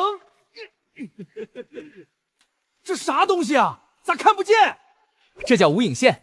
你沿着这条路高低错落的多拉上几根。好嘞，老爷放心吧，江老板出大事了。村里有人听到风声，说是望尘山山匪要下来了，冲着咱们村子来的。据说是那个挨千刀的狗烂报了信儿。对，听说是冲着您手里的显灵灯来的。江老板，狗赖子那个王八蛋，当初就该把他捆了陈河。诸位老乡，稍安勿躁。山匪的事我早就知道了。你们看，这是陷阱，这些洞能归住那群山匪吗？盘云寨可是有100来号人呢。放心吧，他们不会来那么多人。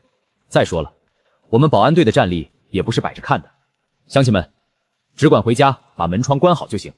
江老板，您是个好人，可那帮子山匪都是提刀杀人的主，你这总共就20跑吧。我家婆娘都把铺盖卷好了，要不您跟着我们一起往南边走，等风头过了再回来。我不跑，大家也不需要跑，我江阳把话放这儿，那群山匪来一个就死一个，我绝对不会让他们惊扰到大家。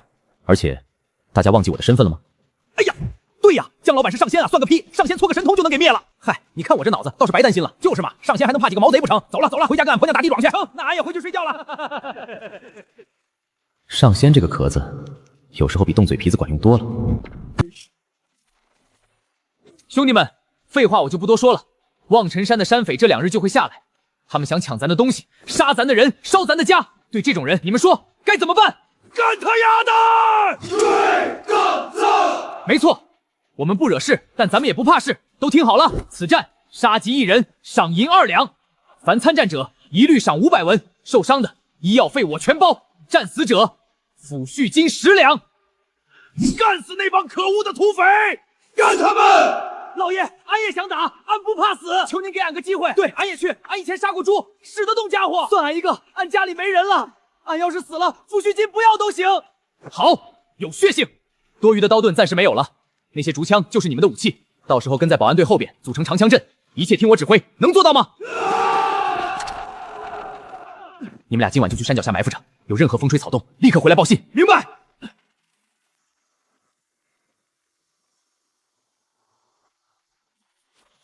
老爷来了，人数80有余，马有10几匹。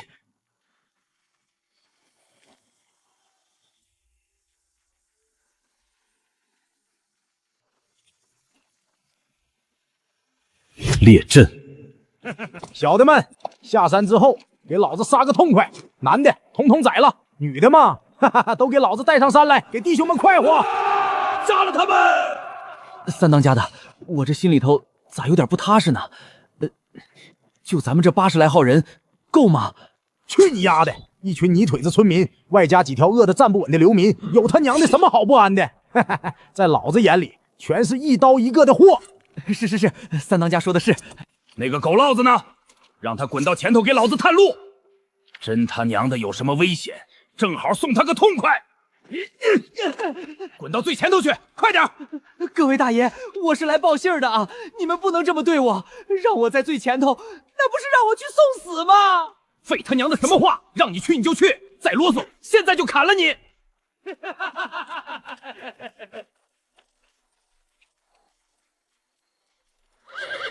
怎么了？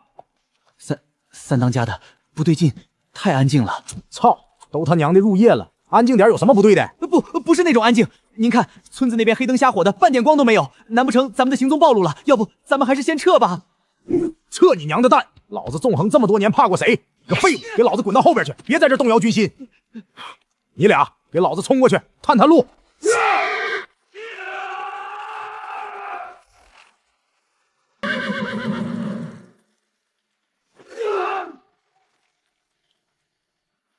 死了！他娘的，怎么死的？老子眼睛都没眨一下，没看清，啥也没看见啊！你过去看看。三当家，我家里还有老母亲。快去！邪术，那江阳跟传言里说的一样是上仙。是啊，这隔空就能把人绊倒，太邪门了！三当家，撤吧，这打不了啊！谁再敢提一个撤字，老子现在就砍了他！今天老子就要杀穿这片竹林，踏平那陈溪村，都给老子出！都聋了吗？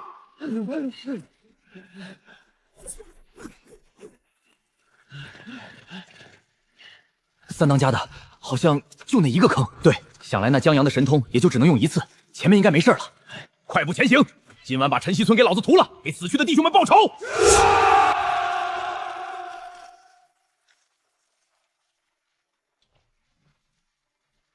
老爷，还不动手吗？他们都过去了。嘘，不急，再等等。等他们进了这葫芦口，前后夹击，一个都跑不了。还是老爷您阴呐！那群泥腿子也就这点伎俩，兄弟们，跟我杀进村去！三当家的有埋伏，有埋伏！慌什么？区10几门人，装神弄鬼罢了，给老子杀过去，一个不留！三当家的，后边路是空的，咱们撤吧。撤！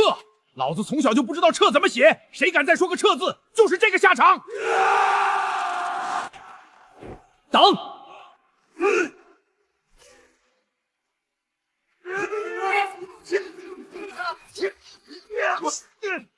啊！这是什么邪术？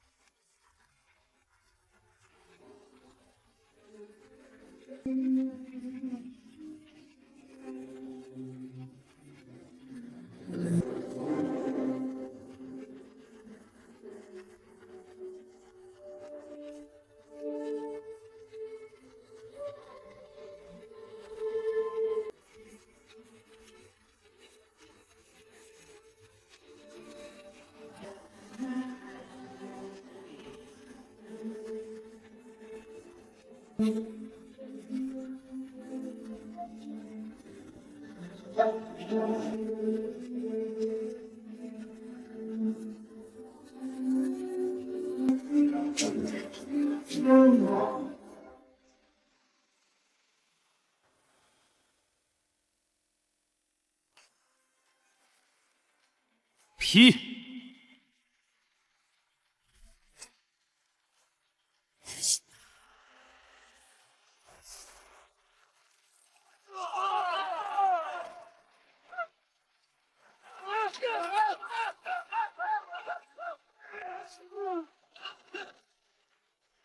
我不打了，我不打了，别打我！长枪队，刺！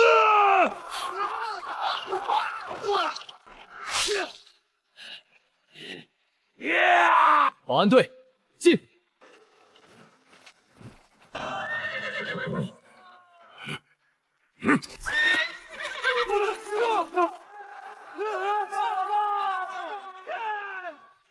三当家跑了，快跟上！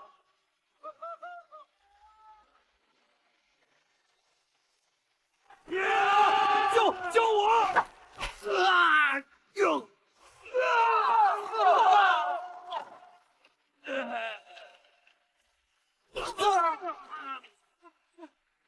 江老板，是我是被逼的。老爷，这会儿咋办？投敌者，杀无赦。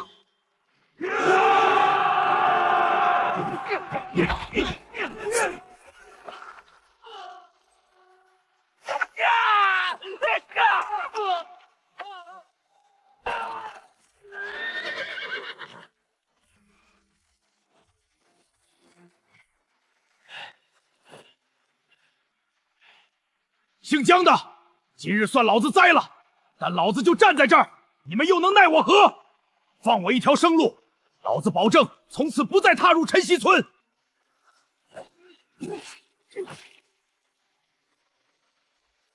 你是自己了断，还是我帮你？笑话！老子就站在这儿，有能耐你过来杀我！陷阱是把双刃剑，你布了这么多坑，你自己也不敢随便踩进来。只要耗到天亮，视野通透了，我总有脱身机会。长枪队，是。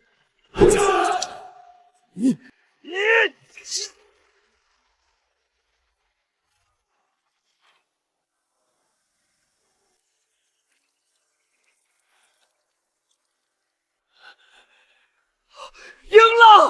我们赢了！赢了！80多个悍匪全杀光了！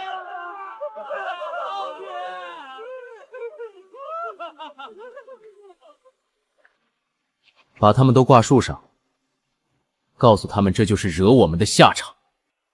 是。大当家的，不好啦！操你娘！奔丧呢？爷爷，昨夜什么？三当家的他死了。他不是带了几十号弟兄下山吗？都死了。什么？那江阳早就在竹林里设了埋伏。潘元寨还从未吃过这样的亏。还会邪术，能把人凭空绊倒。邪术？他们还把咱们弟兄们挂在了竹林口的树上，满满当当的。去，把老二给老子叫到聚义厅。是。老二，老三的事儿，你得给我个解释。咋的了？咋的了？我还想问你咋的了？你不是说那江阳没武艺，不是说山下啥事没有，一片太平吗？那我问你，那竹林里的埋伏是怎么回事？那能隔空绊人又是怎么回事？不知道。你下去查探，就没发现任何异常？村子里很安静，只有20来个人在院里练拳脚。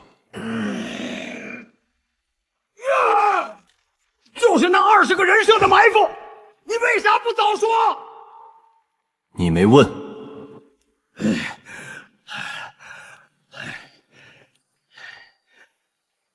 你再下去一趟，把那个姓江的脑袋给老子提回来，给老三和死去的弟兄们报仇。好。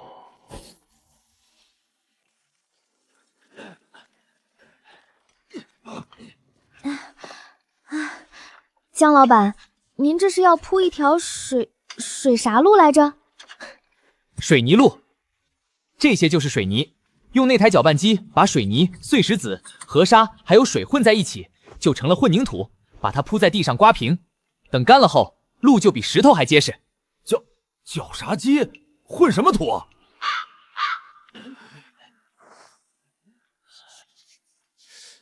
这东西倒像是石灰粉，能用来修路。这可比石灰结实多了。行了，听不懂没关系，照做就行。你还有你，带几个人去河边挖沙子，要干净的细沙。那边的去山脚下凿石头，要拳头大小的碎石。还有你们几个去找些结实的木头板子来做模具用。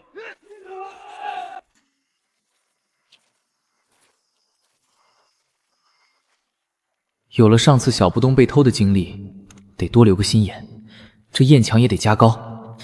唉，不然动不动就飞进来个人，这谁受得了？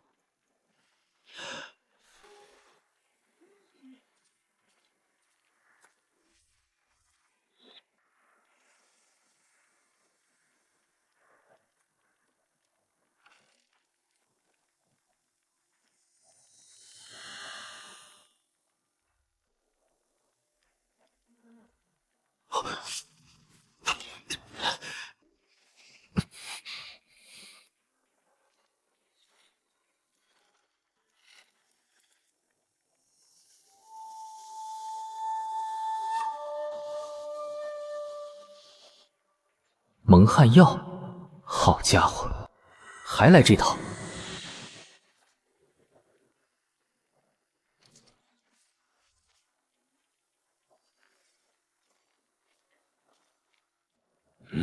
人呢？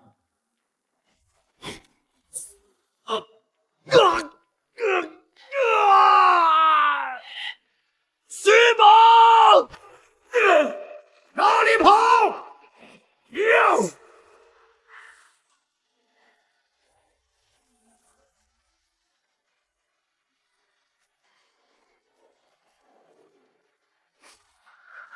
好家伙，有埋伏！窗户是生路，冲！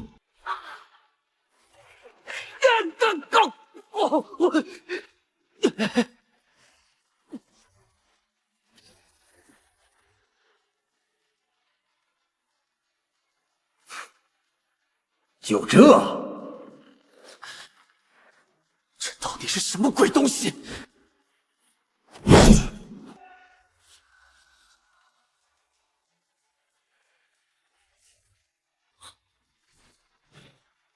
擒贼先擒王。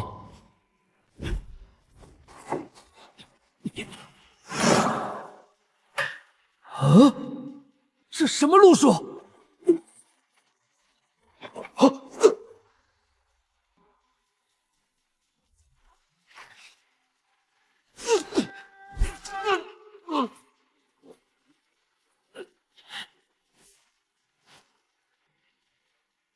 山上的。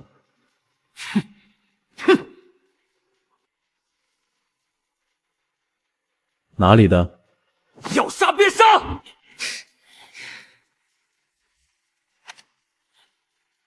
既然你不肯说，那咱们就玩点刺激的。就这？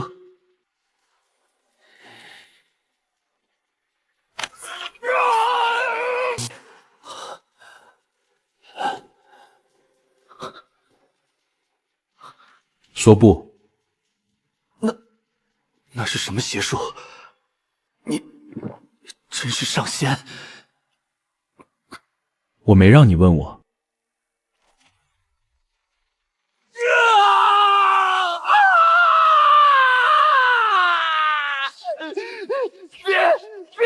别！说不。说。山上的，来杀我。对，还有谁？就我一个。你胆子倒是不小。你杀了三当家的，大当家要你命。上次偷我小布丁的也是你吧？好吃不？这咋审着审着聊上吃的了？好吃，想不想再吃一吃？什么条件？你轻功不错，我身边刚好缺个暗探，跟我混，小布丁管够。好。你叫什么？薛微。好，薛微，今日我放你回去，你替我盯着山上的动静，有什么风吹草动就来通报。没问题。能做到吗？老爷，真就这么放了？万一他回去之后翻脸呢？用人不疑。老薛，跟我来，给你再带几根小布丁，你路上吃。好。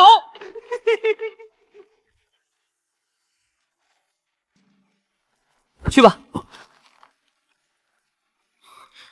多谢。客气啥？这是御父的工钱。事情办得好，后边还有更多好吃的等着你呢。什么东北大板啦、随便啦、4个圈啦、巧乐兹什么的。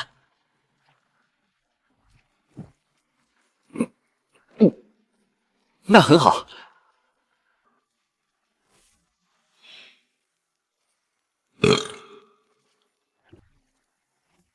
头呢？没有。为什么？打不过。你当初不是说那江阳没有武艺吗？没武艺都打不过，你在逗我玩吗？看走眼了。薛微，老三嗝屁了，老二又指望不上，这事儿难道就这么拉倒了？不行，哪怕不是为了那显灵灯，也不能这么轻易算完。来人！大当家的，备马，我要亲自去一趟龟西山。这大当家的，您是要去找狂尸寨的张八了，把并寨的事情谈了。老三，这仇哥哥给你报了。